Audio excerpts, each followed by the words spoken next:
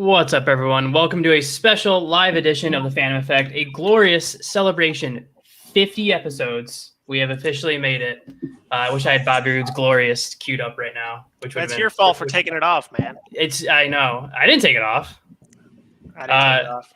Yeah, I don't know. But welcome, everyone, to a 50th episode celebration of the Phantom Effect podcast. As always, I am your Sherpa Fandom, your guide to everything geeky and nerdy, the Vishido Geek, joined today by special guests Dungeon Master Mark and J Volpix Cosplay, both past guests and good friends, and then Numbnuts over there. Actually, they're very live today. They're very live today. There's no Numbnuts this time.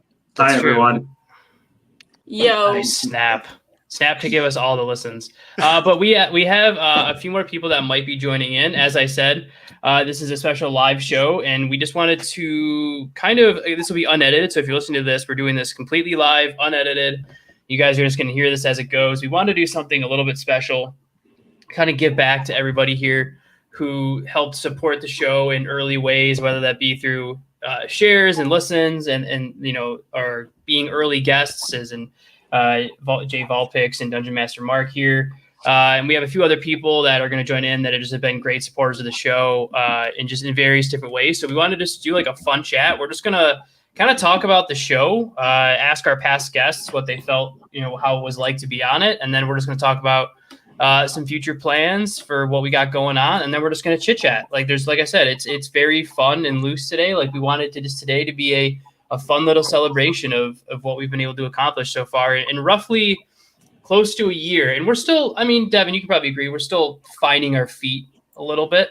Yeah, our feet are they're dug in the dirt, but we're not fully solid to defeat the dragon yet. So, yeah. Well, my plan, and I never got to do it in Mark's campaign because he would never let me, was to bone every dragon I saw, but I wasn't allowed to.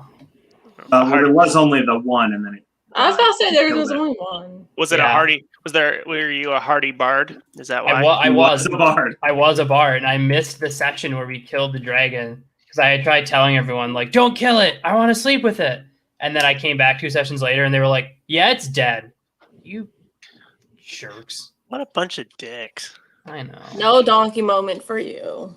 Just so mean and uncalled for and hurtful and just rude. Well, I have to say this though, Mark. Let me think. You started this back in like March, April, and I came back in October, the November area. So, we definitely have been. We've definitely have been through a lot. So many things. A lot of guests came and gone. The main question is, and we're not going to share the story, but I'm a little curious as to why the Dungeon Master isn't already naked, as I'm pretty sure that was a requirement. I have somewhere to be after this, and the time it would take to take clothes off, I'd have to put them right back on. Okay, we both know that's a lie. It's true. I have somewhere to be. No, that part is true, but how the length of time it takes you to take off your clothes is nanoseconds. Well, it takes longer when you use your teeth. So, from what I hear, you wear a lot of tearaway pants. So. I do, but again, if you use your teeth to remove them, it takes. It does. Yeah, it does take a longer period of time. And at least you don't have to deal with a tail like J Volpix does. That's true. That is true. Yeah, especially when you got 6 of them, so it kind of sucks. I remember when you and I went to a convention afterwards, I wanted to go get food, and you're like, I'm wearing my costume inside. And I was like, all right. Yeah. This is we went not to happening. Wendy's. That's fine. We went to Wendy's and be like, I'm not taking off my tails because I can't. Yeah, I wasn't. Hey, what's up, DJ? Hey, Mark. Hello. Hi, guys. Hello, man. Hello. So, hello. If everyone wants to get jealous very quickly, DJ, what's the weather like today? It's actually sunny today. It was raining, like pouring rain. What's the temperature out there right now? I think it's like 70, probably 80s. So it's Hawaii out there right now. Yeah, it's Hawaii. it's Lucky Hawaii. you. Jeez. So those that are our tuning weather in, got pretty hot today. We got up in the 70s. At least Yeah, I had that's the what my windows car open. said. Yeah, my pretty- car it said was it was pretty good. 70 outside. I don't know. Mark's still. You have to remember, still Mark's more north than we are. So for Well, him, yeah. So Oh, wow. I'm just That everything was is cold his for me. choice. See, Devin, I want to point out something very quickly. So I think it's a testament to what we've been able to do so far with the show, as in everybody here right now, besides us knowing some of them, but like with DJ and we got other people coming on, have all been past guests. Like, in sometimes this is people that that we had never known up till a certain point. And people, people are like willing to come back on again, yeah. I mean, if we put out absolute crap, they wouldn't be willing to put their phone number in your phone, and we have to say that's pretty big. I mean, how many people do you know that can honestly say that they have Scott Page's phone number, minus the people from the Scene Snobs? Yeah, and it's something great. I mean, so DJ, I want to get your thoughts. So you're like Dungeon, my buddies over here, like they were guests, but I've known them for a long time. So I kind of want to ask you your opinion. Like, what was your kind of thought process, like coming on the show, like and everything? Like, it's been a while since I interviewed you, but like we've kept in touch, like periodically here and there. So like, what was it kind of like that process for you? Like the last show, you mean? Yeah, last time we had you on. It was fun. I mean, and that's why I want to come on the show, because we had so much fun the last time we spoke. And I think we were talking a lot about DC, how Warner Brothers kind of, like the movies kind of hit and miss, you know what I mean? Yeah. And like that's why I wanted to speak to you, because I felt like, and I don't know, I'm not sure if we had this conversation or not, but I was talking to somebody, but I was saying that BVS, there's a good movie in there, but the one that they gave wasn't a good movie, you know what I mean? But I actually feel like if I could, get all the footage and just edit something different, I could get a better movie than we got. You know what I mean? Yeah. And so, but I also understand that Snyder needed this 4-hour movie to kind of tell the story that he needed to tell, and that's why I'm so glad that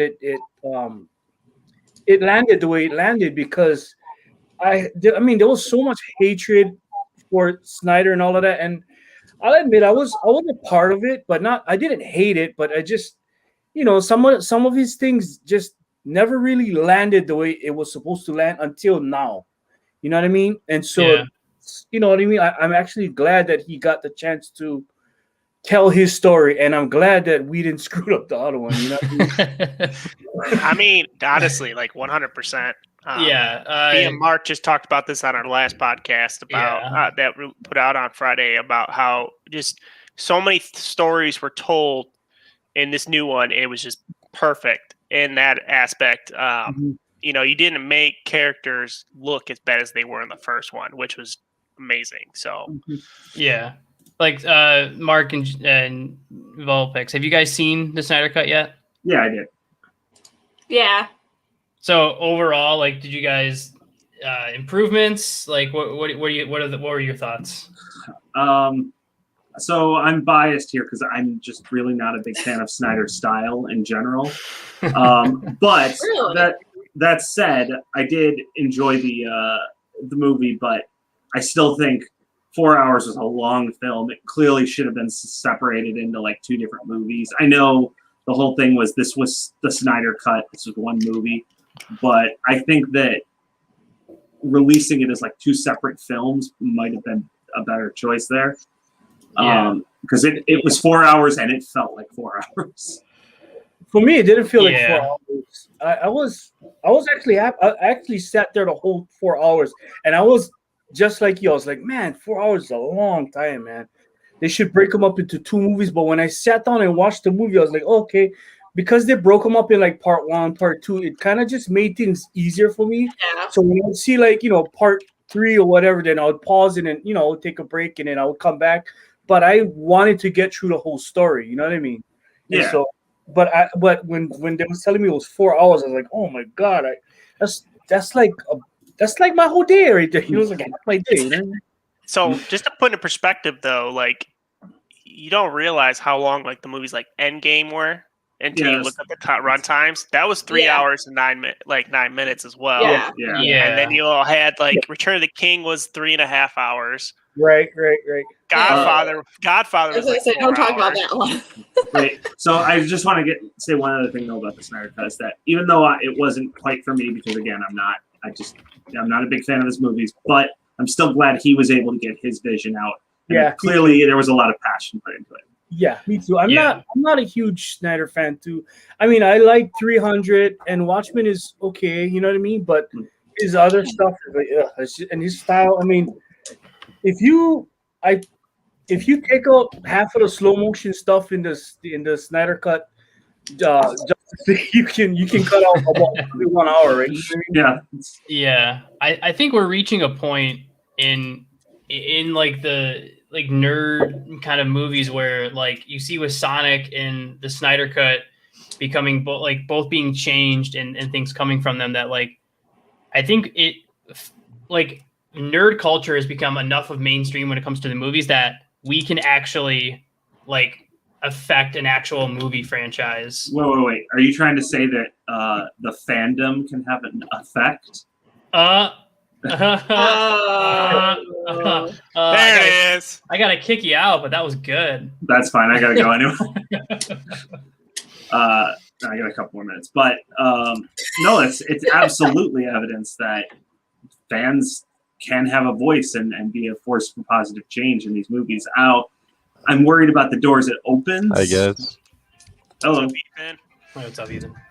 I'm worried about the doors it opens in terms of how much control fans can have over things, because you could get to a point where people want outrageous things that just aren't feasible on screen, like something that you're translating from like a book or a TV show or an anime or a video game might not translate well onto screen, but if fans scream loud enough to get it, but then it might not necessarily be for the better. Yeah. You know, so this is one thing I agree with that is, The Hobbit was something I wanted to see on screen for a while. They made a terrible version of it at first, but when they finally made the movie, like they were actually able to do it right. A lot of it's been technology lately that's just allowed things to happen. They're able to do it right. And so I have an interesting speculation question I want to throw out there, and we're gonna jump to some future show stuff. But so, Mark, I know we're both huge fans of the Ready Player One books. Now I haven't read the second book yet. I do have it, but I haven't read it. Don't. You should. You should read it. Stay pure. Just read it. Just finish it. Okay, so obviously the first movie was fairly successful, right? Yeah. So regardless of the book being okay, whether it's good or bad, whatever, the fact is the movie in itself did well enough to where they will probably take the second one and make it into I wouldn't be surprised if they make the second one into a movie. Do you see that being a situation? I think there was rumored to, yeah. I don't know if it's been confirmed yet. I think that they have a option for sequels, but it's not like they already greenlit it. Yeah. So do you this is to everybody here, do you see that kind of maybe being the next major movie that fans could, in theory, drastically change because of the fact that it does have like a cult, enough of a cult following behind it to where people will want, like you said, outrageous changes to maybe they didn't like the book, but they want this or that or this or that. So like, I don't know. I foresee an interesting dilemma possibly. I think it's kind of something where it's like, I hope they see what fans think and just kind of take a lot of that, like, what do you guys want to see and kind of change it, Well, I'll bring up another question to add on to that, Mark.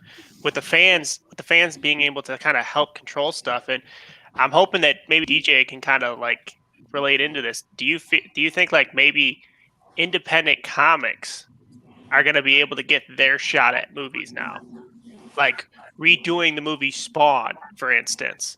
Things like that. I wonder if that would be a possibility. I mean, it can, but the thing about it is, like you said, a fandom, yeah. So you gotta your stuff has to be good enough to get a lot of fans, and it's the volume of noise that the fans make that people, that the people who make the movies say, okay, if this many people want this, then let's give them this. You know what I mean? And that's sometimes good, sometimes it's bad. I mean, you look at the Whedon version of Justice League. That was because of the fans kept pressuring Warner because Marvel was so hot at the time, so they wanted Marvel stuff in the DC stuff, which is just two different things. You know what I mean? And so sometimes the fans can be good, and sometimes they're terrible. You know what I mean? So I don't think I mean, it's good to give fans what they want, but not to let the fans don't let the fans change the decision making. You know what I mean? Like, if something is good, then let it be good. If something is terrible, but let that all be on the creators. You know what I mean?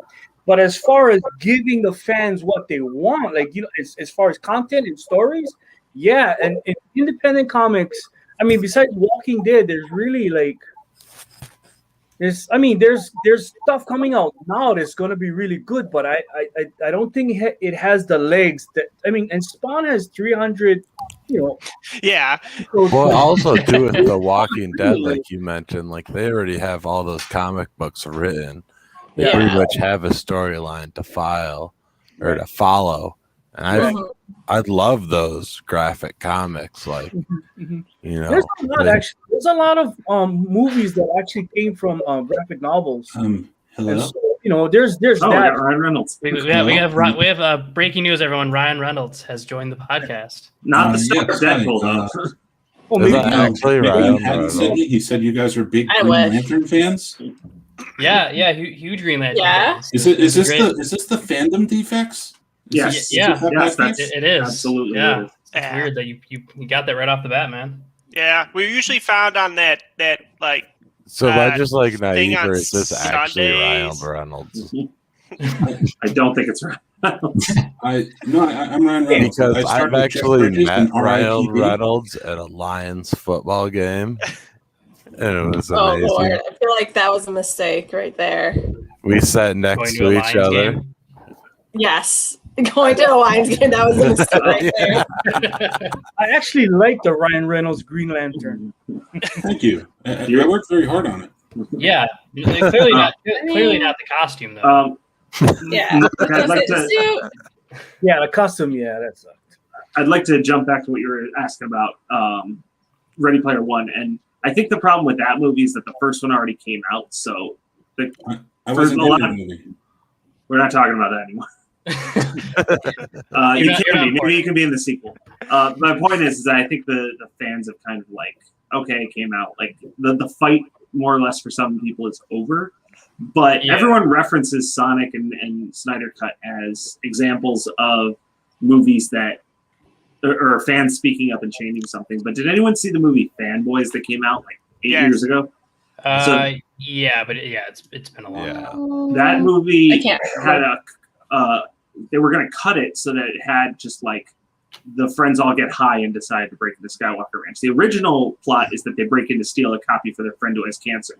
The studio wanted to cut it out, and the fans spoke up, and they decided to keep the cancer plot line in there. So this kind of stuff has happened in the past, but it's becoming more mainstream. Yeah. But We're like, trying to get our fans to kind of take over the fandom of, or the Scene Snobs network and let us finally be realized as such. Because great there people. is some issues going on with like the guy who runs that Scene Snobs, like Ryan Reynolds. If you ever run into this guy, I I'm wouldn't. a big fan. You probably should never go on that network, man. It's I like that the fans are actually defending what they love rather than destroying what they hate. You know what I mean? Like this. Yeah. For that top stuff. That now the But- fans is actually doing something good and not becoming this mob that is like kill the monster. You know what I mean? And it's like. Yeah, and I'm gonna make sure we do it quick. So we weren't able to jump when he in, but one of our Patreon supporters, Ryan, who's a good friend as well, was able to jump with us. So Ryan, I'm gonna ask his question so you get a chance to talk here.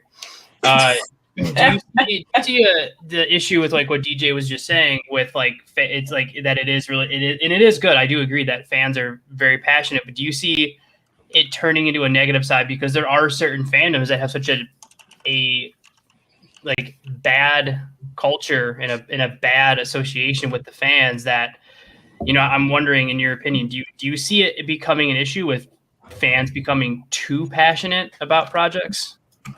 To answer your question in one foul swoop, it's the Not you. podcast No one cares, fandom Ryan. defects. We're The not irony talking is about it's you, something that when Ryan. I actually sat next to Ryan Reynolds at the Lions football game. I never brought up who he was and just like treated him like a normal person. And I thought that that was wasn't me, that way was my more stunt double. enjoyable than like Yeah. ever Boris I would Johnson. explain why your Then, stunt like, double was a little bit better. trying to looking. like be weird or something and like ask questions about movies he did. And you know, you bring up a good point. Like, it's just they're people, and sometimes you got to just treat people like people, and it's way more enjoyable than trying to glorify them. It's like this person you've seen on TV.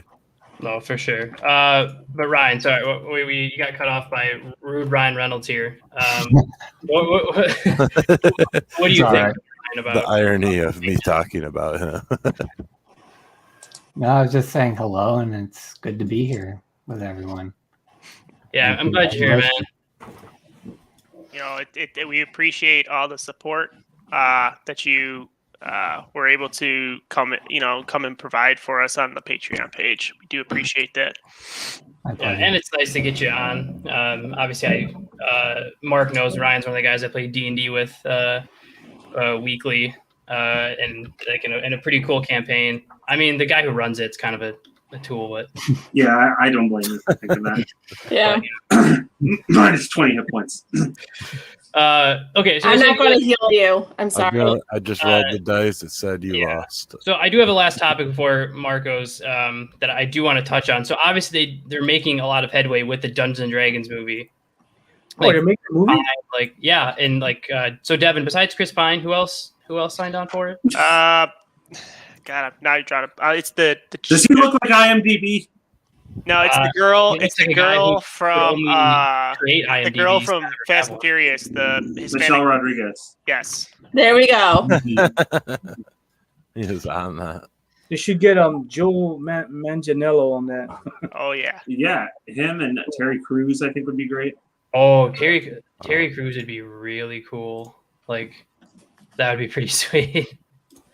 Terry Crews Or is as a dungeon master, what do you want to see in a movie from both a player and a dungeon master standpoint? Because obviously they've tried movies like this before and they've all completely bombed. So I think the biggest misstep they could take with a D&D movie is trying to make it the next Lord of the Rings or The Witcher. They're not to say that it couldn't be successful, but you have to have a phenomenal cast who can pull it off, phenomenal writers who can make it believable, a phenomenal director who can bring that vision to life. And I feel like you're going to have more missteps. You're going to have a lot more Aragons and Chronicles of Narnia, the later movies where just people just didn't care. So Yeah. I think they have to try to capture some of that fun that comes with the game. So the one that comes to mind, I'm not a director, so there's probably someone who can come up with a better idea than this. But my idea would be to go kind of the Jumanji route, where it's people sucked into the game. Yeah. Yeah, I agree with that. I like that point. If you're gonna do a Dungeons and Dragons type movie, like people have to die, like things have to just happen suddenly. You can't care about like surviving a character the whole movie and things like that. Yeah, DJ, what do you think? I don't know. I mean, this is news to me, so it's like, oh, okay. I mean, but yeah, I was thinking. I mean, because like Mark was saying, there's so many I remember the '90s Dungeons and Dragon movie with what's his name, Martin Wayans. You know what I mean? Yeah. Mhm. I mean, it's a decent movie, but it's it's a forgettable movie. You know what I mean? And nowadays, it's all about creating these franchises that you can. So it's got to be smart. It's got to be different. It's got to be fresh. You know what I mean? And you cannot keep doing the same. I don't know what those. I don't know the answers to those questions, by the way. But I just know that it has to be different. It has. People have to. You kind of gotta. I don't know. Do Gotta be something enjoyable. it's got to be enjoyable. You know what I mean? You got to capture the reason people like to play the game in the Yeah. story. Yeah. If you just make it a straightforward fantasy Right. Yeah. adventure, it's gonna fall flat. Yeah. Like Lord of the Like, Rings that's what I'm saying. book Like is set in people, that like, universe, so you can do that. But with something like D&D, is when you're playing and all of that, so that there's like core sentiments that you gotta bring out in the movie that as a fan you re-experience when you're watching that movie. Yeah. And so that's the things that you really gotta nail out, and you gotta open up and see, okay, how do we get these core sentiments into the movie? You know what I mean? Yeah. That's like most movies. Like you have your main character who stays alive, and Dungeons and Dragons is one of those things If they had where the the main character sometimes one main has character, to and die. he's the entry point character, and everybody else is in the world. You know what I mean? So They that should have someone die in the movie and then come back as a new character played by the same actor. Yeah, no, honestly, that sounds really good. Like, But how do the real question I someone's have? got to go down though. Yeah, Like, you Devin, can't- a quick detour. We have a creepy heading here. I'm watching you Phantom Effect, so I'm not really sure what's going on there. Someone changed their name. I gotta drop out, guys. I got a place to be, but congratulations on 50 episodes. I'll see you guys later.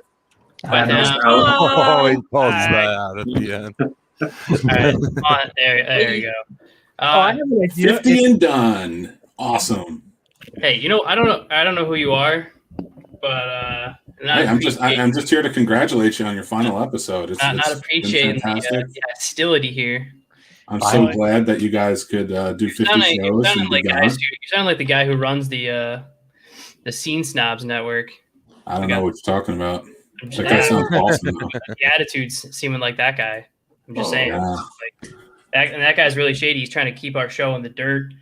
We don't get the proper attention. Like Devin, Listen, when we went live you get on the proper Sunday, attention. it wasn't even like I didn't even see any shares when we did our show on Sunday. Oh yeah, That's horrible.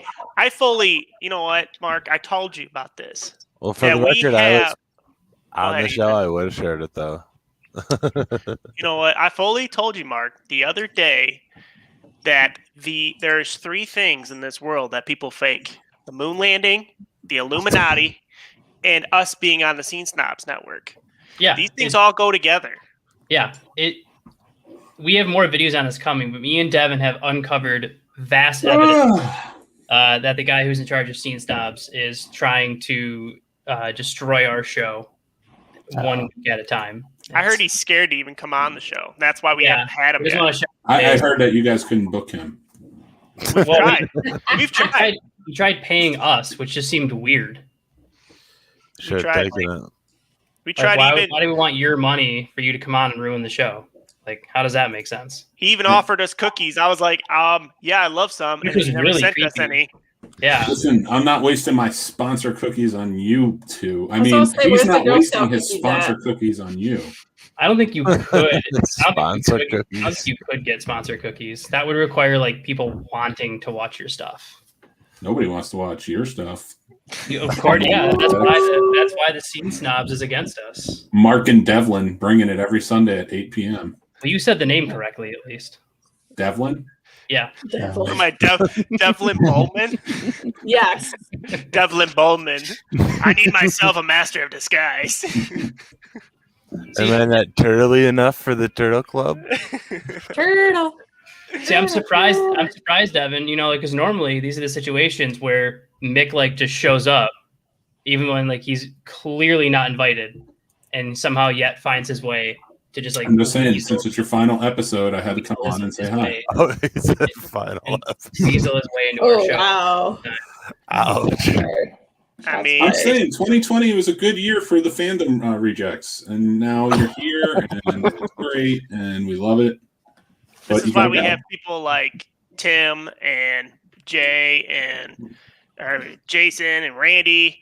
That's why these people get to come on the show all the time. And That not guy Mick. Mick's not allowed on anymore. Mhm. Hopefully you guys wore your cup today. That was a low blow. Well, since we have a large group of fans here, Mark, I do want to know the honest truth on what people thought of the movie Hitchhiker's Guide to the Galaxy, because that is a fan. We have been getting into a debate about this recently. Yes, Well, I'll leave it alone for a second because we got into this the other day already. It's just that we've had so many different two sides of it. People have read the book and loved the book, and then watched the movie and was like, "What the hell was that?" And so, you know what? Okay. I know Ethan said that he's. He was a fan of the book but hated the movie. I saw the British TV show first and then read the book. And then finally, after all that, the movie then came out. So it's like. Yeah, so we got another Book Was Better from Behind the Bits, which is a great show. You guys should also Did you read the other books? I'm just curious if any of you guys read the other books. No, I have not. No. I have. the other books. I love the books that they've all written. Like, it's amazing what they've done. So, DJ, have you read the books, or do you know what movie we're talking about? I know the movie. I couldn't get through the movie, and I didn't read the books. Okay. The book, I like the book. I mean, I like the movie too, though.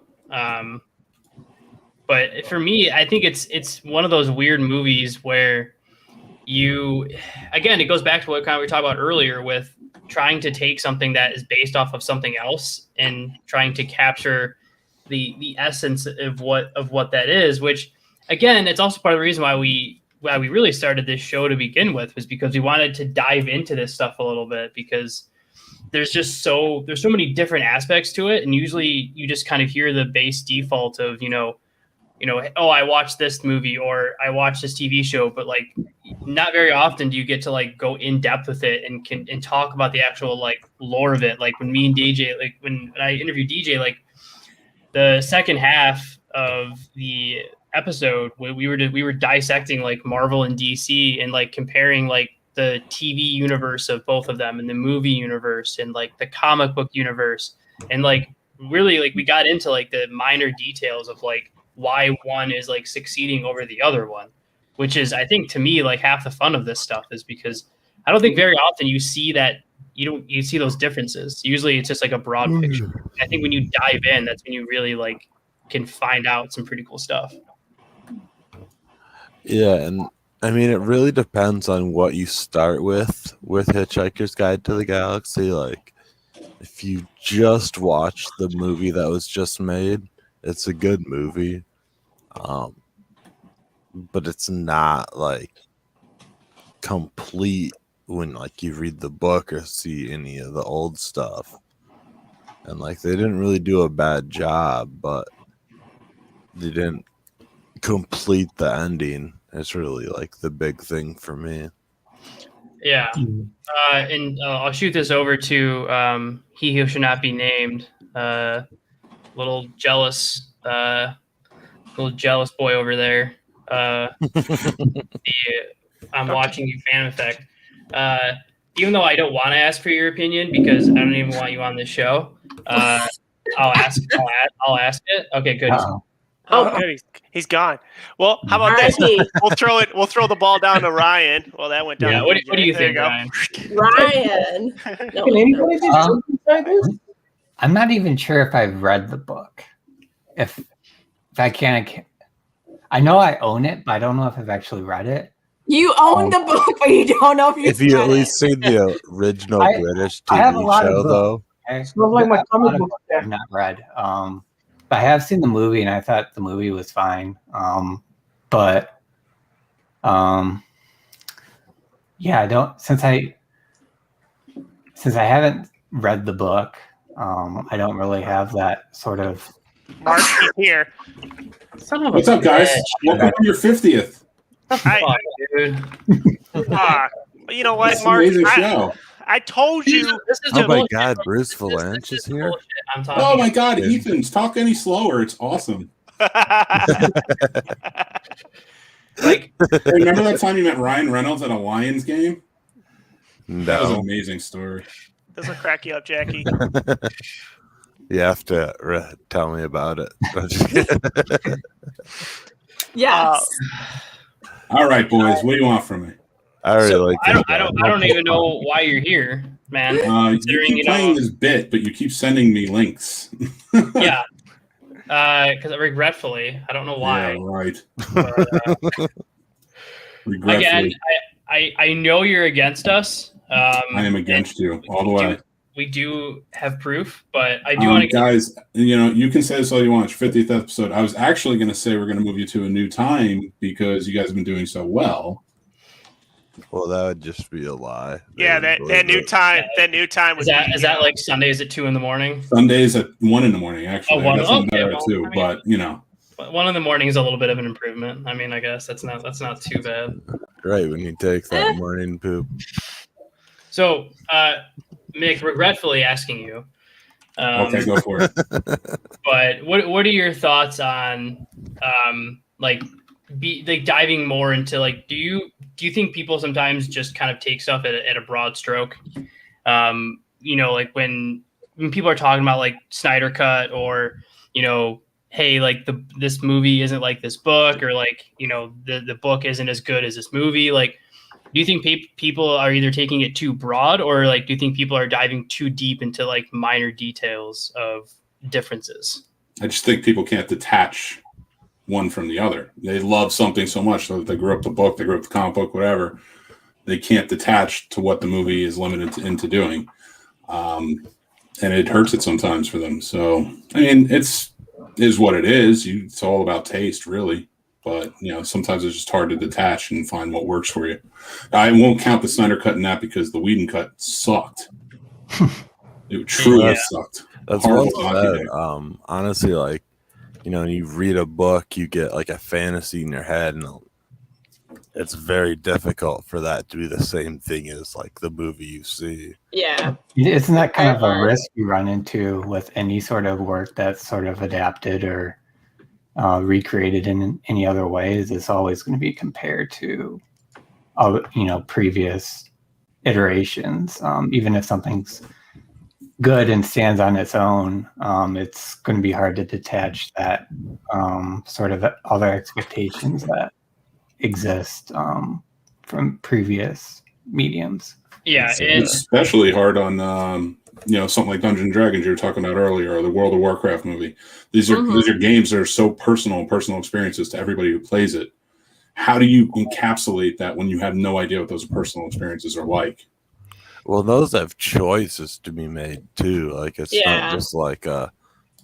I think that's one of those singular line where it's not a bad idea. Walk around with a giant dice. Yeah. No, well, that's what I was gonna say. Like, I want to dive into the aspect of the fandom of it in a quick second, because obviously that's the point of what we do here. But for the D&D movie, like, again, I don't think there's a winning scenario here. I think regardless of what they do or what direction they take it, half of the people who play Dungeons and Dragons are going to hate it or be pissed off that they took it in a weird way. I think they need to find a balance of serious and funny.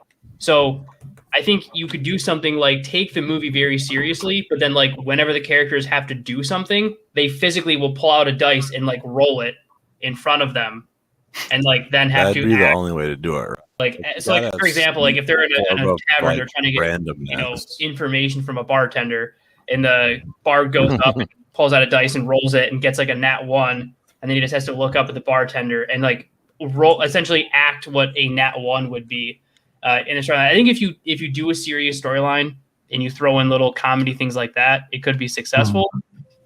But I said, the issue is Dungeons and Dragons, Mick, to your point, has such a deep fandom with it. People have those memories of playing in their friends' basements and like playing for 6-7 hours in a row and like having characters die and like creating new characters and rolling stats with friends and all that. And there's a lot of games like that, like I think that's a big reason why as popular as League of Legends is, that they've never tried to do any sort of show. Like normally, like Devin, I think everyone here would agree, like normally when a game's that popular, somebody tries a short an animated show. Somebody tries something to bank off the popularity. Yeah, And like even like Halo, like they had Red and versus Blue and stuff. Like Don't Persona. have Red versus Blue though. Like I Wizards love did an that. awesome That job was a with great that. job. But I think the point, like to me, I think the reason why League of Legends has never tried to delve into that is because the fan community is so toxic that it's not even worth trying to make money off of it because everyone's shit. It's just difficult, like with a thing that's based on chance. Like it's hard to make a set movie where, like, oh, this is the result. Like it's like you want chance in it. You want like some way to like have different options. It almost needs to be one of those movies where like maybe you can pick different stuff or like it's just difficult to make. Yeah. So, So- one thing I want to do here is I was just gonna say, Mark, to add on to it though, you have to remember they Are you did talking- they did come out with it though. They came out with a comic series for Well, League, and then yeah. they are trying to push like a animated situation to build the story up in their cinematics that they do whenever they put out a new character or some type of monthly situation. You know, Yeah. I think the funniest thing is that the more and more you look at different games now, they're all trying to put something more out, while also trying to put out, come spend more money on this. right. know. Yeah. Yeah. So DJ, you obviously like you're an indie comic book creator. Quick shout out to Exilian. I'll get you a little shout out there. Which it's a great comic, by the way, man. Like, so for you, like when you're like creating your own character, like, do you look at it in the sense of like its own fandom? Like if you were to try to do something like in an animated short or whatever, like how would you as a creator of like an actual character, like an actual identity of like something that you created, like how would you go about transitioning it to like a screen or a TV show, like without like doing disservice to it? Like what to you would be the priority? Well, I think that goes that goes to the creator. Like, so when you create, like, so my stories, I think would translate well to screen because it's not a game, it's a story, and stories, especially comics, you know what I mean? You already got your storyboards, you already, you know what I mean? You already know, what kind of what you're dealing with, you know what I mean? Everything is already laid out. So, I mean, I think it's easier that way. I think it's harder with the D&D because it's games, and the whole thing about D&D is just that everybody gets to make up their own mind. They get to, you know what I mean? Like you can customize, you can choose whatever, and that's the hard part about making something D&D that's gonna resonate with the real, Whereas like any independent comic book or it's already the story's already finished. Now you just translate that over onto screen. You know what I mean? And I think that's a lot easier than the whole D&D situation. Yeah, because like with D&D, it's like there's so many options, and you have to explore so many. Like every dice roll is like 10 different options almost. Yeah. It's a very personal experience. That'd be In this age of personable. instant gratification, I would maybe have fun with like, because so it's about options, yeah. Maybe you I don't know, the creators, the people who make the movie say, okay, help us make this movie. Like, you know what I mean? Who would you rather cast? You know what I mean? And so you get the fans that way. You know what I mean? So you get the fans in earlier, and you say, okay, it's Chris Pine or this guy. You know what I mean? Or you give a whole bunch or of like they pick the Duke from Bridgerton. Right, and the character Well, for D&D, yeah. I find it similar to like how they did Jumanji. Let them go, like just go with it, like you know what I mean.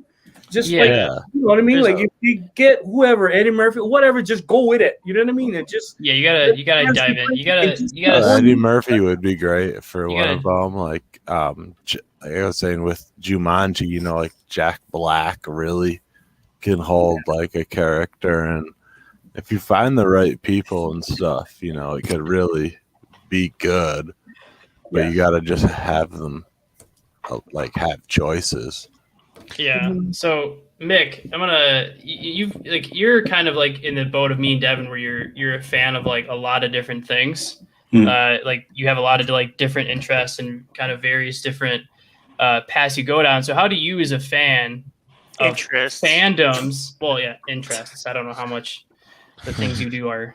Devin legal, likes to pick on me. I'm sorry, Mark. I'm more than willing to answer your question. They like to pick on me and play me as a heel, but what you guys don't know is I'm Devin's fiance. That's a little. I mean, that makes That's the announcement. Devin, you could do better. 14th. I could do better. Devin, Devin could do better, but Devin, I didn't know you were lover, cheating on me. and I'm a biter. I'm sorry. I mean, I'm a fighter, so he loves it. The awkward moment when Mick finds out it's really Zach, according to last night's murder mystery party that we had. That's fair. I loaned you out. It's okay. That's some Yeah. interesting horseplay. I mean, Nick, how else are we supposed to support the network unless Devin makes us that money? Listen, Devin likes the cuddles. That's what it's all about. Yeah. Wait, when you prefer the little spoon. Yeah, well, that's what you told me too. No. No, just I'm the little spoon. You're the little spoon? Okay. Yeah. You weren't last time. Mick's like a giant teddy bear, for Pete's sake. I mean, look at him.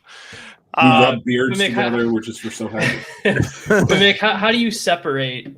Because you obviously you do a lot of His stuff and you're a lot of stuff. legs Like, how do you as a fan? How do you separate when you're when they are doing something like that? Like when a fandom is trying to branch out into something new. How do you manage your expectations as a fan? If the product is good. All right, so perfect example. I'm a huge Doctor Who fan. I love Jodie Whittaker as the Doctor, but what the showrunner was doing with that show was dog shit. So I don't blame her like everybody else was doing. It wasn't her fault. She would be a damn fine Doctor. She needs another showrunner and another chance, I think. So that's a perfect example of if the product's not good, it's just not going to be followed. It's not going to be taken to. The story was destroyed, and she caught most of the heat for it, because the first female Doctor, whatever. I don't care about that. It's they took everything that was innocent about the Doctor and what was everybody loved and completely turned it on its head to make a point. And a lot of people do that with different fandoms because for whatever reason, at whatever point, they feel they need to do that to kind of gear up, and they get terrible writers to do it. Star Trek's another one. Discovery, the first season. Sometimes people think they need to change, and it's no, this is already good. Yeah. Ethan, for once, I will agree with you. You were right. But I do remember season 1 of Discovery was. Yeah, that was rough. But it didn't get. It was rough. Better. It just changed to a point. They had a blueprint by season 2 and season 3. They had the Orville was a good blueprint for them, and then they started listening a little bit because they weren't getting the viewers. It's still not that great of a show. It's sort of a copy of what came out after it. No, it's more just satire. It's not really a well-made show, but it is funny. It's kind of making fun of Star Trek and stuff like that. Devin, I thought you were reaching for me, Mark. I'm sorry. Which way is it? I'll wait. Hold on. No, lower your hand. I'll shoot it to you though, Devin. What do you want to take this? It's our 50th. Also, just as a quick before Devin, you jump in. If you are just now tuning in and wondering what's going on, this is our grand 50th episode, doing a live recording here. So feel free to ask any questions or anything like that. We'll be wrapping up in not too much longer. We'll be going for a little bit. But Devin, where do you want to take this? I mean, it's our 50th episode. You know what our show is about. Where do you think you want to take the last little bit here? Okay. Well, actually, I want to kick it over to one of our Patreons, Ryan. And I want to ask you, being a fan of so many different things, what would be a movie you'd like to see come out? What would be something that you've recently played a game or you read a book or something? You're like, dude, that'd be actually a pretty cool movie to watch. Oh, geez. I know it's a hard question because there's so many different things out there.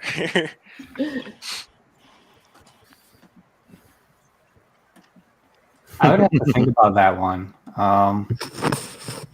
Honestly, the only game I really played a whole lot recently is Persona 4, and that's Okay. it's been over. That's mostly because it took me over 100 hours to beat. But with that said, that game already has like 3 spin-offs, an anime, a stage play. So I don't really know that it needs a movie.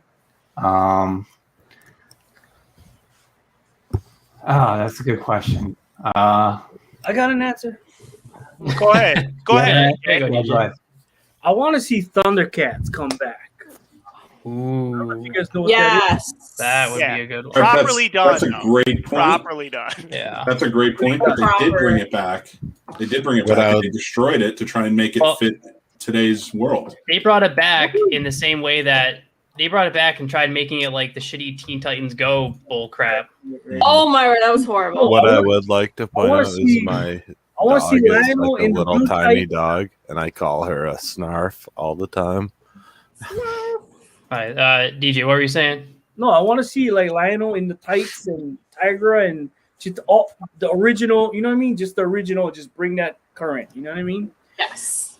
Yeah. You ever Dude, that seen, I think you could do a really good live action Thundercats. You could, depending on who's directing. So I mean, I feel like you get away with that better than you could like a He-Man situation.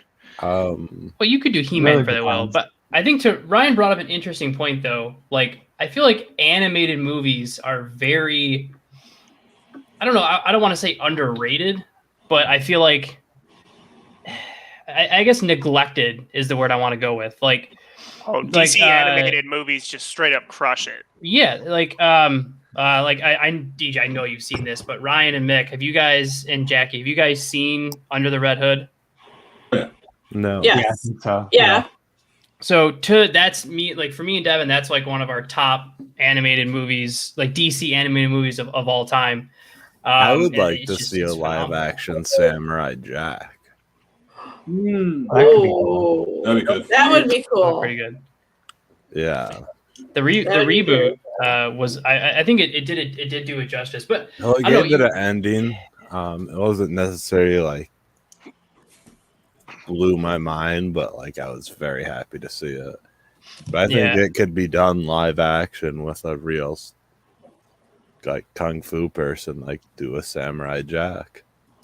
yeah, and it's an interesting dilemma. Like because I feel like I think part of the problem though too is like I think animated movies, they don't get the bigger push.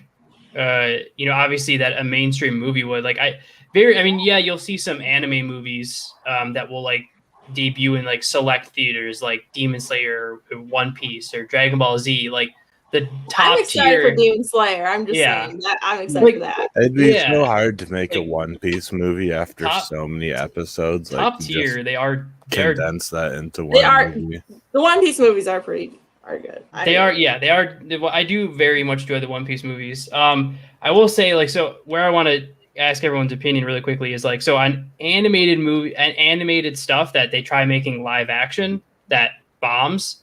So and again, this relates to both TV shows and movies. So from a TV show standpoint, it was the anime Reboot, which was a very successful anime, like cult classic of like, late 90s, early 2000s. Mhm. And then they try bringing it back in a live action because the person who bought the rights to Reboot, bought the franchise rights, had like a failed TV show before this. So he was just like, I'm going to make a live action thing like this. And he just like slapped the Reboot title on it to try to bank off of the success of how well the anime was reserved with people. And now it's like destroyed everything entirely. And then you have like, so from many the movie bad standpoint, anime you'll have like reboots. That was bad. you'll have That like one from the was bad. movie standpoint, like Ghost in the Shell, obviously being an animated series. That's I thought they did it pretty decent Yeah. for that one. That Yeah. one was a pretty decent one. Yeah. No.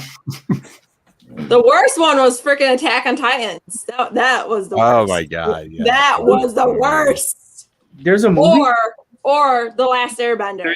There's Oh no, The Last Airbender was the worst live action movie ever. Like but I they almost did. tossed out the TV on that one. I was like, oh my word, what the hell? Because is I that? love like Aang and the Last Airbender. That's honestly one of my favorite animes. And when they redo it with New Girl too, that's an amazing show Legend too. of Korra. Yeah. Yeah, That the was- Legend of Korra is amazing as well. Yeah. So, Actually, what not a I'm lot going of to action ask here. everyone, I'll go to everybody in kind of in order here, because I want to get everyone's opinion on this kind of overall fandom of, like I said, this is we're kind of just doing random fun stuff for our 50th. So the question is related to like how you perceive something being animated and trying to turn it, like how do you take something that, like, whether it's an anime or a movie, and turning it into live action. Like how is the proper way to do something like that? Because obviously those are such iconic fandoms, and it's never been done right so far. Like to date, there's not really been much of a success in comparison to a vast majority of things. So Devin, obviously, I'll shoot to you first. How do you do this right? So okay, it's hard with anime versions that they're doing right now. I haven't seen a live action that has been good. That's been completely bombing right now. So they just need to stop what they're doing, reassess it, see what the proper way. I think the biggest thing is you need to follow the story. Don't try to create your own. In the aspect of, we'll take Under the Red Hood, for instance. You follow that story exactly in a live action sequence, that movie will be fantastic. People will love it. Obviously, there's a few details that you have to add in. But other than that, you could literally have the guy from Supernatural, Jensen. Jensen Ackles, Jared Padalecki, Sam Jensen Dean. Ackles. You can have him literally play the Red Hood as he voiced them in the animated movie. He would be perfect for it. And then, actually, I'll throw Mick Not a anymore, bone. man. I'll throw Mick a bone here. I'll even have Batfleck play Batman in that movie. Jensen Ackles wouldn't work now. Jensen Ackles, when he voiced him, was around the right age. Jensen Ackles like 42 now. So you keep telling me you just want to see him with his shirt off, Jackie. Don't even. I mean, I love Jensen Ackles. I mean, he's shirtless for the majority of like some seasons anyway during Supernatural. So, but no, I think that picking a guy who's about his like build and everything, I think would be perfect for Red Hood in that aspect. I think you have to do it right. Like, honestly, if he could put on a little muscle, Tom Holland, I feel like could kill it. Oh God, that's a terrible choice. He's still too young. What? He's still too young. He's too think young. about when he first gets put into the Lazarus Pit. He's what, 20? He's in his what, early 20s? He's like mid-20s. I think it's like 23 or 24 when he's first brought back from the Lazarus Pit. Yeah, but all right. Well, I'll take the ball, Mark, and I'll pass it over to Jackie. Take the ball, Jackie. Take the ball. Take the ball, Jackie. I'm really angled at my desk right now, so I'll take the damn ball. Granted, it's a wrong shape ball for me, but that's okay. So I play rugby, so that's my gist. Oh, okay. I play rugby too. I actually played for Central Michigan. That's cool. No, Ethan, what year did you graduate from Central? With Mark, that's how I met. Mark was at Central And Michigan. You know Abs, Tonka, Bum, BT. Yeah. BT's my daughter, by the way. Hey. Focus. No, Jackie, focus. We're going to reel this back in. Come on. Yeah. Come on. I just sorry, We gotta everyone answer this question, and then I have one final question to ask everybody to wrap up.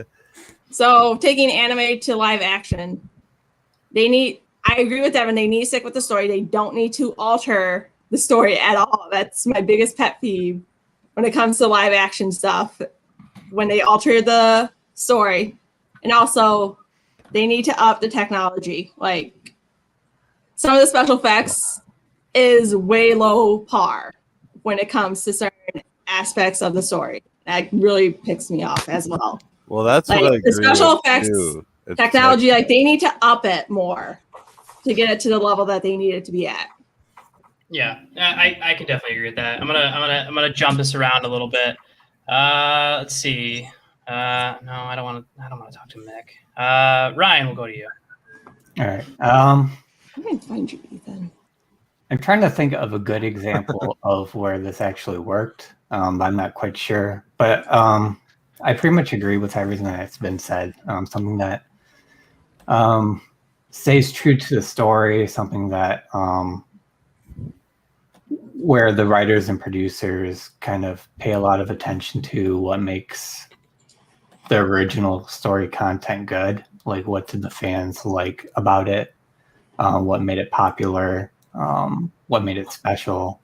And also like the characterizations of the different characters, and making sure that, like the things like their mannerisms, their voice actors, if it's something that's already been in like an anime, all that gets kind of captured as well. So yeah, you brought up a good point there, Ryan. Like the voice actors are a good point. Like try and stick with the same people who do the voices. It's always nice to hear the same voice.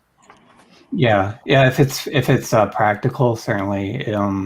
If they do live acting, that's something to consider. If not, then try to find someone that can kind of bring that sort of same personality out in the character that the voice actor and the writers,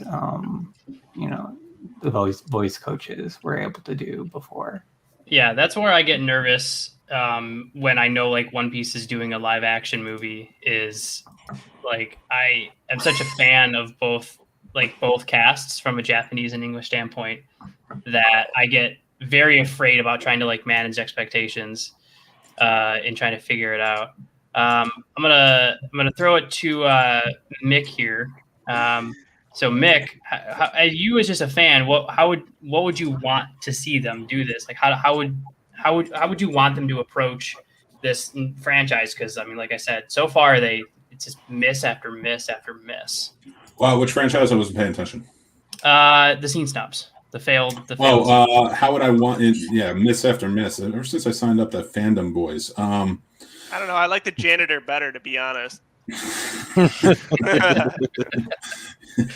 But in general, like when you take it from both a show and TV standpoint, when movies and TV shows and studios are taking live action like animes and stories that are more animated and turning them into live action, like Monster Hunter, Hitman, reboot, like shows into movies that start off as either a story or an animated something.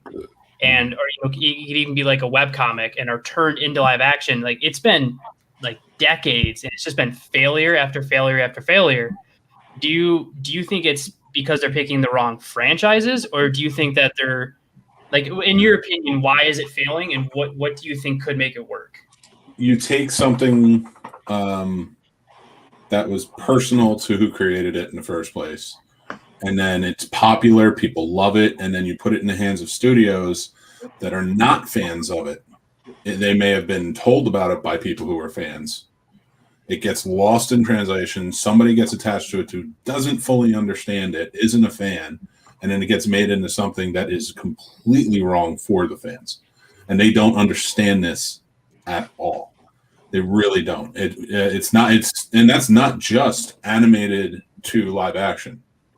You've seen it happen the only reason Marvel works is because it was started by fans of Marvel. Right. And it continued by fans of Marvel.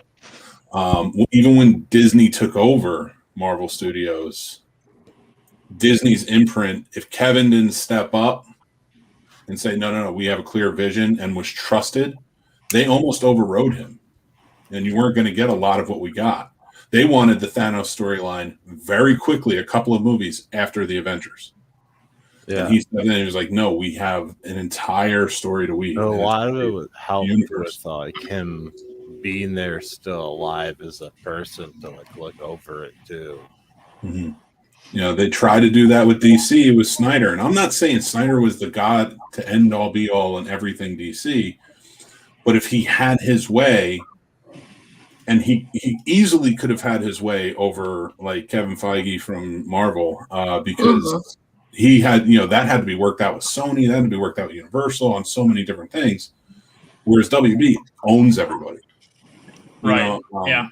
Yeah, they could have just put him in charge and said go, but they had to get involved in it. They had to say we have to make this our thing, we have to make this work, we have to do all of these little things that fans hate, so it will be out there for everybody. They did it with Star Wars. So I don't mean to take away from the animation aspect, but no, the overall concept is there, to your point.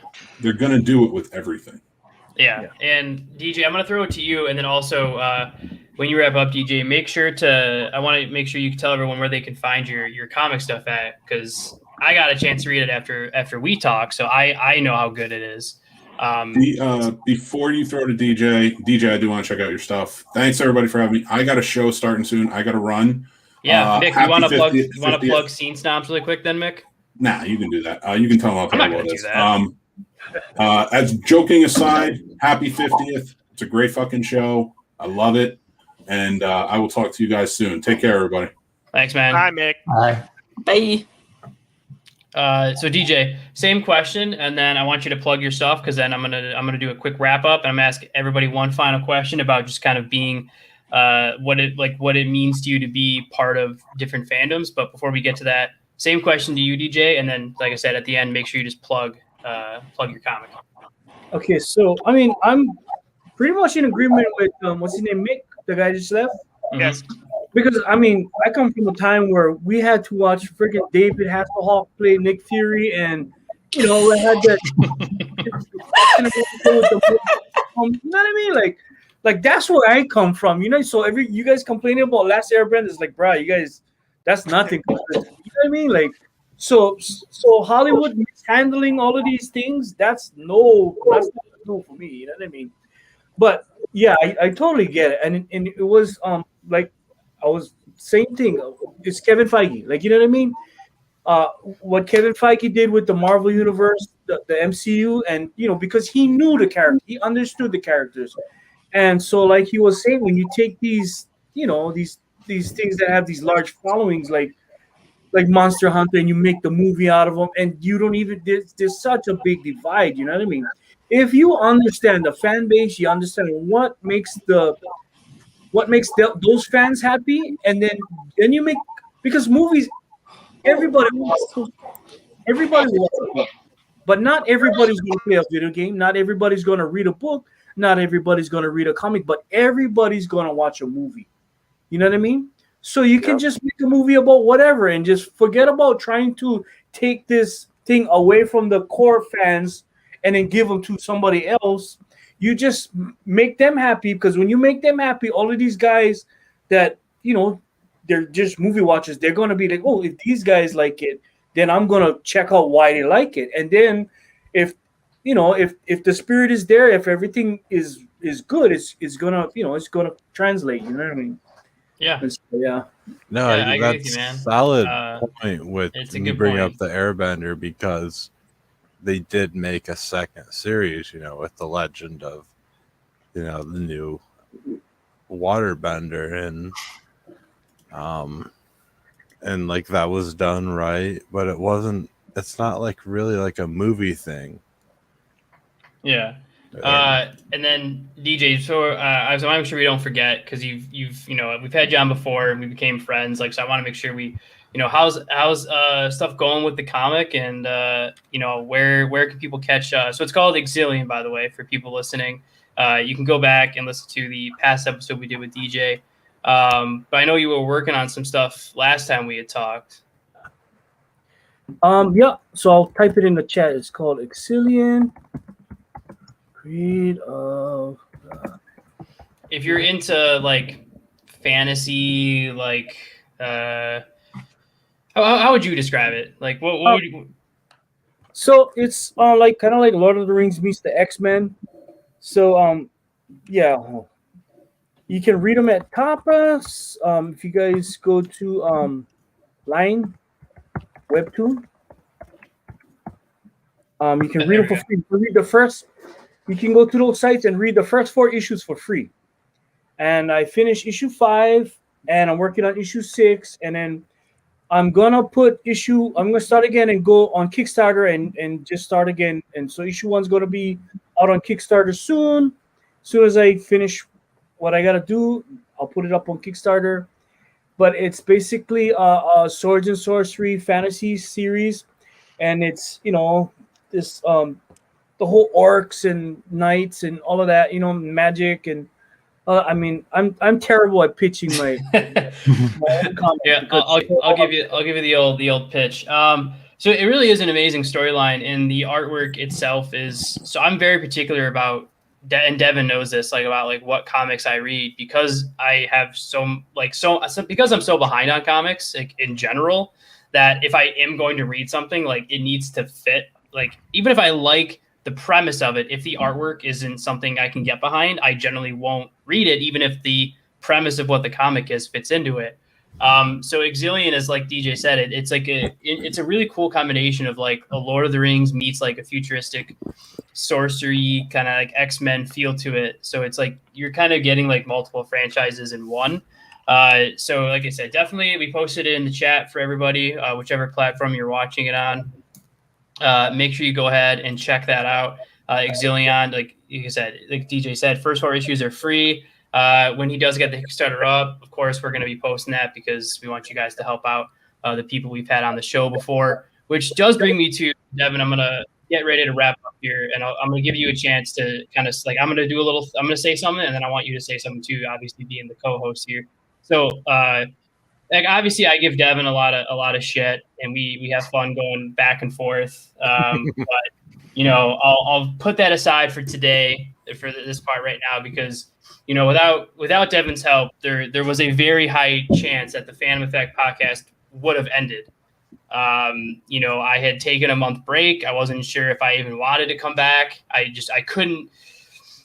knew I couldn't handle everything by myself anymore, just from trying to grow the premise of everything to where I wanted it to.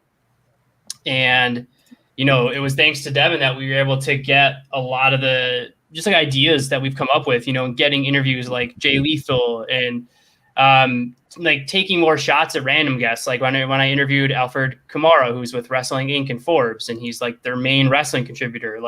I spent months watching this guy's podcast. I watch it, at least twice a week on various WWE promotions. And I took a shot and, got to message him on Twitter, and we did an interview, and now we're setting up a second interview, and we're looking on future collaborations with him.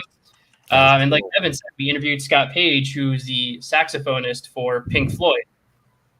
And we're in talks with him. We've been able to. I actually know him too. Actually, by the way. Yeah, we've been able to get just really amazing interviews done, and it's thanks to a lot of the hard work that Devin puts into it, and that I put into it. And so, as we get ready to wrap up, I want Devin, like I said, I want us to say some stuff about the show, and then I just want to ask everybody that's here. Let's get an end question about what it is. So you guys think about your answers now. And the question I'm going to ask you in a few minutes when me and Devin are done is, as a fan, just in general, right? So just think about the things that you're passionate about, and, the things that you're a fan of. Why is it important to you that you're into that, and what brought you that passion? So I just want you to think about that question, come up with some answers in the next couple minutes. And then we're going to jump to everybody and just get your thoughts on what it means to you to be a fan. Because obviously we're the Phantom Effect. We like to dive into the stories behind people, what brought them to who they are. DJ has an amazing story. If you want to go back and play the interview I did with DJ, his story about what got him back into drawing and everything in your music, it's an amazing story about some hardships he went through that brought him to the point of wanting to push through it again. So these are the stories that we've been able to. This is why we ask these questions. So I just wanted to say thanks again to everybody who's ever supported the show. I mean, that's why we're doing this big 50th celebration spectacular here, and getting it and just having fun with it. So in case we don't get to wrap up, because when we wrap up, we're going to do a very quick wrap up. We're just going to plug. We're going to name where you can find us, and then we're going to have to go. So I want to do this now. So I just wanted to say again, thanks to everyone for getting us to 50. We got a lot of really cool stuff in the works. We're working on some really cool, cross promotion collaboration episodes with like past guests that are in like the same industry, but like just know each other by name. And we're going to like bring people together in like these big interview podcasts that we have coming up. I'll just tease it, Devin. We're doing something next Monday that's going to be, if we get everybody, it's going to be huge. Yeah. It'll be one of the biggest interviews we've ever done with all past guests. But bringing them all together is going to be massive, and it's stuff like this that makes it fun. You know, I started this podcast, like Devin said, almost a year ago now, just because I was looking for something to do. I liked talking, and I was always such a fan of so many different things. I was like, man, I just wish I could talk about all these different things with the people that helped make these things and are fans of things that I, have never been made aware of. And so that's why I started this show. And, like I said, me and Devin really don't care. If we get 5 listens an episode, obviously we want to keep growing. But like at the end of the day, if everything just fell apart and we were only getting like 5 people an episode, we're still going to do this because we just are having such a blast doing it. So Devin, I'm going to go to you, but I just wanted to say thanks to everyone for 50, and here's to 50 more. Yeah, I mean, for sure. I mean, not just 50 more. We got thousands in the works. But, no, we want to say, thank you to everybody who contributes, our parents who are out there even listening to us babble on and give us critical advice. And, especially with my mom, she starts texting me in the middle of a live chat and yelling at me and saying like, you should really be doing this instead. I'm like, okay, well, but the thing is that, no, I mean, for real, we love that you guys spend your time coming to listen to us, and that, everybody enjoys what we put out. We don't have to, take it down to a raunchy side or anything like that to get views or anything like that. We do this purely because we like to have fun. Mark brought me on he needed some help, and I wanted to do something new, and I loved doing radio back in the day, so I figured why not, and we've gotten to meet a lot of cool people, some that we've actually become friends with now, and it's going to be great because when Mark comes to town finally in April, there may be a special episode if my fiance doesn't kill me over it. But we will say, though, is that, we thank everybody for listening, and we appreciate every single one of you. Yeah. So. Yeah, definitely, for sure. And very quickly, I hate to say keep your answers somewhat short, but we do have to get ready to wrap up in the next little bit here. So we're going to go in a hodgepodge order here. Just because she just happened to mute herself at this very second. J Fall picks cosplay. You're a dick. Didn't have done anything. But no, it's just how I got into it. It's just for my creative outlet. Like, I got into cosplays later on when I got done with college, and I just needed something to get my creativity out. And so my friends took me to my first con right after I graduated from Central, and I had a blast. I was like, I need to do this every single month. And I literally, Mark knows this, like I would go to a con every single month. And last year killed me. And sadly this year is slowly killing me as well, because still can't go to any cons. I can't meet any of my friends. I can't see anyone within the community besides through online now. So yeah, but it's weird how much of a creative outlet different things become. Like what you've brought is a creative outlet too. Like the fact that we didn't know we both played Central Rugby, and then we met here on this show. That's hilarious. And Devin knows one of our taglines is when you find one fandom, 3 more rise to join it. It's because the weirdest connections are related to the most interesting fandoms in the world. Ryan, I'm going to jump to you. Same question.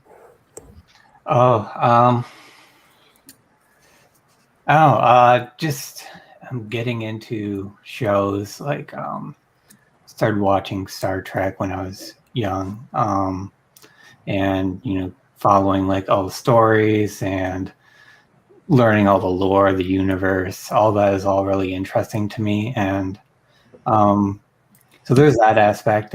But just as much as that, maybe even more, is also reaching out and meeting other people who are also into the same sort of thing. So other people who are into Star Trek or Doctor Who or, whatever, coming in, sort of sharing that passion, discussing, random things about the shows or the fandom that, only other people who are super into these sort of things would understand. So that community is equally as much That's cool. as important to me.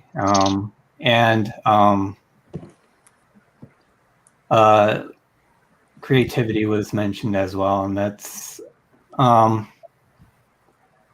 something else that's come out of it for me. Perhaps not quite as much as cosplay, although that's something that I think I'd possibly be interested in. But I've done some writing, or when I was younger, I used to draw a lot, and those sort of things, or the fandoms I was passionate in, would give me a lot of ideas and help fuel that inspiration. Yeah, it's really it's crazy. I mean, I'm pretty much just like with Jay Volfik's cosplay. I got into cosplay very late until Dungeon Master Mark, who was on earlier, made me. He was so desperate to cosplay as Deathstroke, and we were the only two that were super into season 1 of Arrow, like when the show had first come out, and he was like desperate to cosplay as Deathstroke. And he like begged for me to cosplay Green Arrow. He was like, "Dude, you love Green Arrow. He's like, you already read all the comics. You love the show. You need to bring that out of retirement." Yeah, I'm just saying. I don't know. I'll think about it. You should. It was one of your better cosplays. It was a really good cosplay. I would need to get some repairs done to it, but it was fun cosplaying Green Arrow. But it's just crazy because that led me to a long road of cosplay that I'm now, able to get back in. Yeah, I know. Yeah, Green Arrow. The marks. Got out the pops. It's crazy. And then DJ, I'm gonna save you for last. So, you gotta no pressure, man, but all the pressure. No, it's messing with you, man. But Ethan, I'll jump to you. Just like I said, same question. What's it mean to you to be a fan? Recently, as much as even the other day when we talked on the show, it kind of brought a whole new thing to me. I've never really been around people who appreciated the same stuff like me, and you guys have just been. It's just so much fun talking with you guys, and really, to me, being a fandom means really being with other fans like you guys. It's kind of like a new thing, and I've enjoyed it so much, and I enjoy just being around people who feel the same way I do about other stuff, and it's been really enjoyable. I mean, yeah. I have to say, it's the way you put it. It's almost like, back in the day, they used to joke around and say, nerds, they'd always say all the nerds are grouped up together. Always in the 80s movies, things like that. You see a big group of nerds. It's yeah, but now you look at it. No, I'm proud to say the word there's nerd so now. many people that are nerds, and it's yeah, I mean, I am, because we're the people who are doing your movies that you love to watch. We're the people who are doing your comics that you love to read, and the stories and the TV shows and all these great inventions that you get to play and stuff like that. I mean, we've brought it up before, me and Mark, they're creating VR. They're creating VR suits with haptic suits and 10 stuff. 10 years ago, I think, at Central.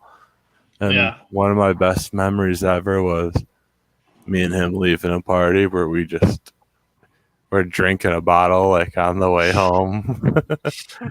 I do remember that. It was just I remember me and him talking about just fandom stuff on that walk though. Like we were just like getting into like comic stuff and whatever, and that was one of my favorite moments. Like I always remember.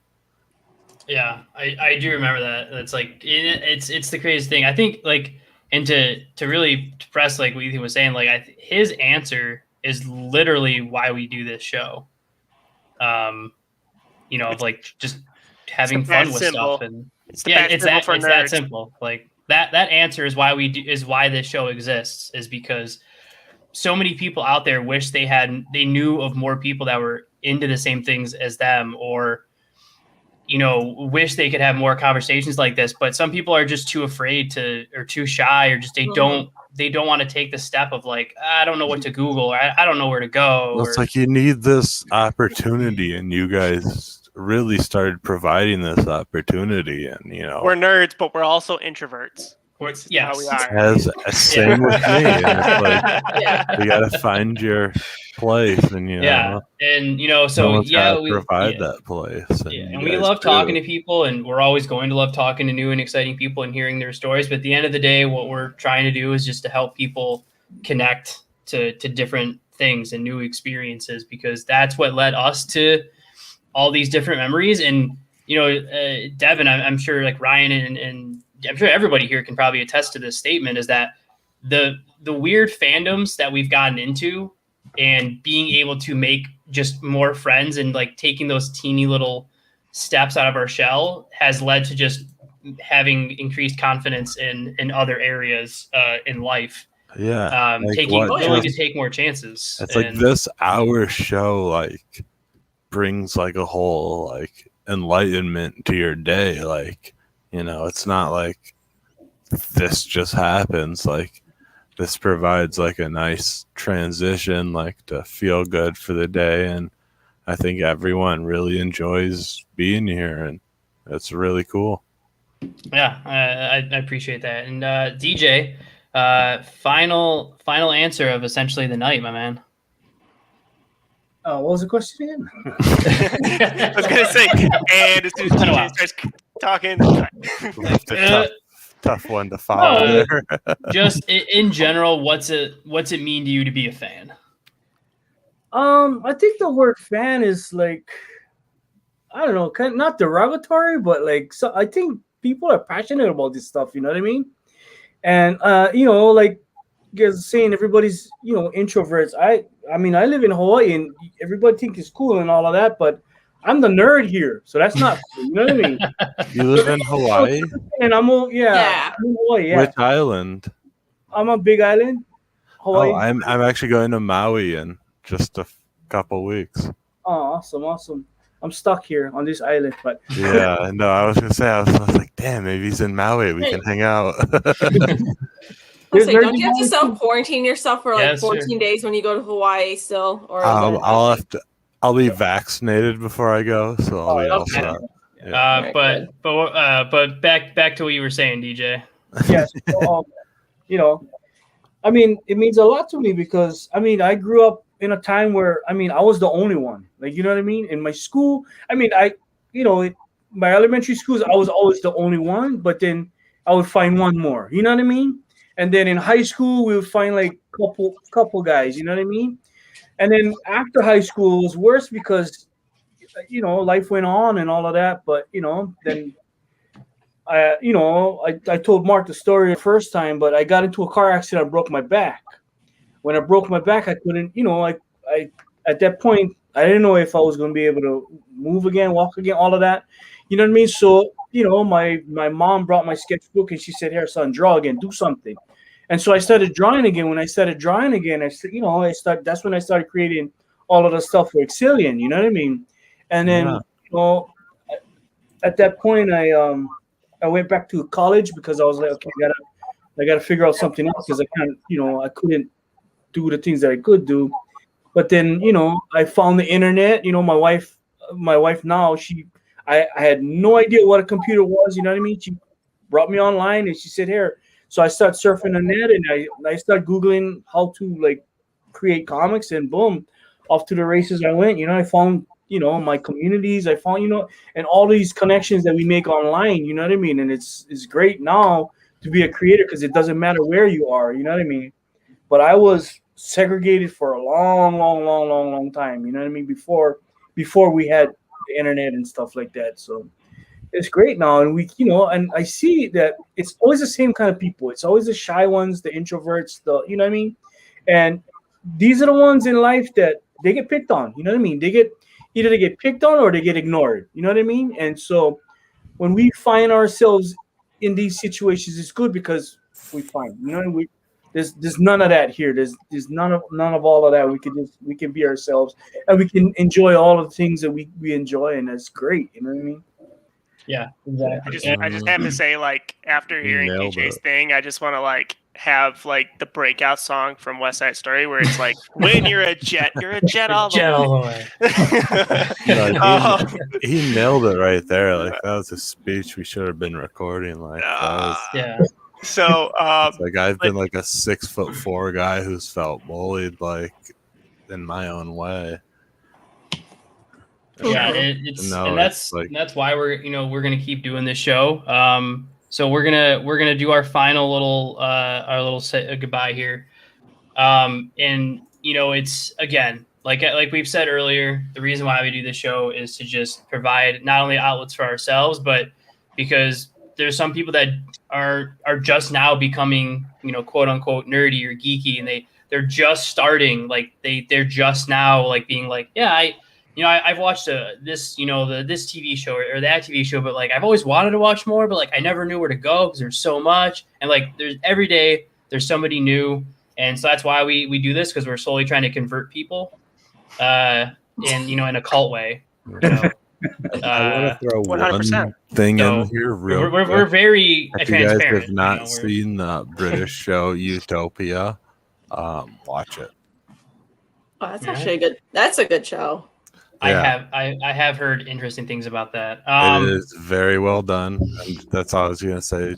Check it out. But so like me and Devin said, we got a lot of stuff in the works. So if you're watching this live, make sure whether you're watching this on YouTube or Facebook or Twitch, make sure you follow, subscribe, or follow or like, depending on which platform you're watching on. If you are listening to this live later and you've made it this far into the episode, obviously go back and play all other 49 episodes, because otherwise it's rude not to do that. But then after you get done playing all 50 episodes, make sure you subscribe, leave us a review. Me and Devin do like going and like in reading the new reviews we get, like on Apple or like Spotify or stuff like that. So Facebook and Twitter, it's very simple. You can find us at Phantom Effect. Very simple to do. YouTube, just search Phantom Effect Podcast, will pop right up. You can go ahead and subscribe. Twitch is Bushido Geek. Just make sure you can go ahead and follow me on there. I do streaming games every once in a while. Like I'll probably stream tonight after I get some work done. I might stream for about an hour or 2 hours tonight. So I do fun stuff. We do have a Patreon up now at /Phantom Effect Podcast. We are constantly trying to think of new and creative ways to add rewards to all of our Patreon members. For example, Ryan here, as a Patreon member, gets priority on coming on special podcasts when we do stuff like this. If there is a limited number of guest spots, Ryan gets a priority. So various different things here, but a lot of different stuff. We also have a Buy Me a Coffee. You can go to Buy Me a Coffee at Fandom Podcast, and you can help us out there. Everything, whether it's Patreon or through there, we put right towards equipment or upgrade costs or stuff like that. So it really does just help us just improve the show. For example, this amazing boom arm that I have for my microphone now, and this special pop filter. This is all thanks to you guys, that now I can have a cool little setup. And it's just stuff like this. Other than that, like I said, just make sure you keep following us, subscribe, keep doing what you're doing. Every share, like, and follow definitely means a lot. If you want to, whatever your podcasting platform is, you can find us on it. Whether it's Pandora or Spotify or Apple or iHeartRadio, or if you're crazy, like Alexa, if there's a podcasting platform, we are on it. You can listen to us on it. All that stuff really does mean a lot to us.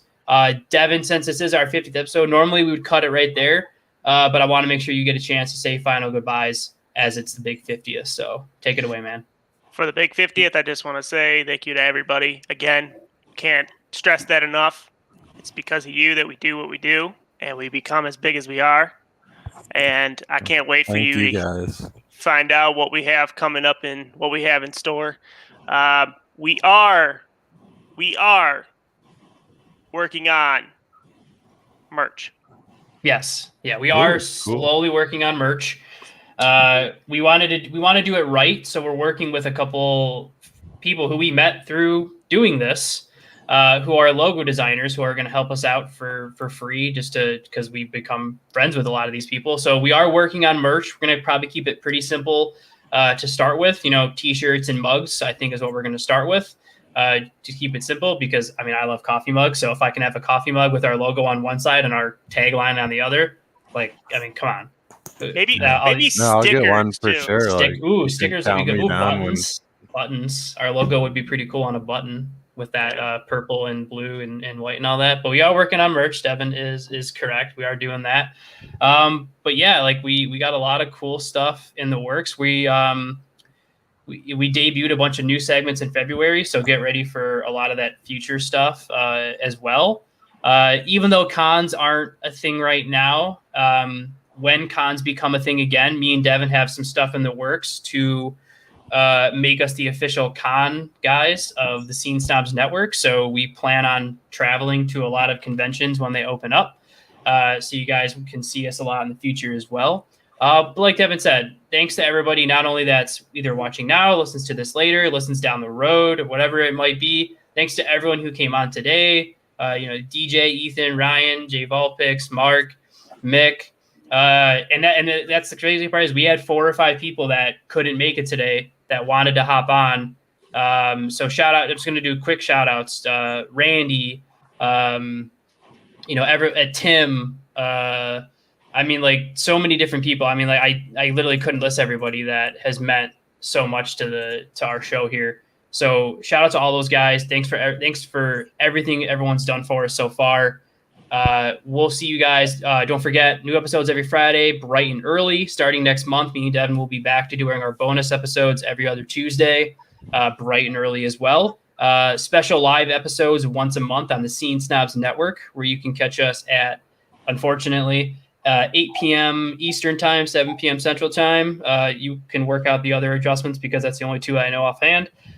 You can also catch me, or I guess my alter ego, in a new show every Saturday at 5 p.m. Central time called Nerdtainment Tonight, which is a new weekly news show where I exclusively talk about news in the geek and nerd culture.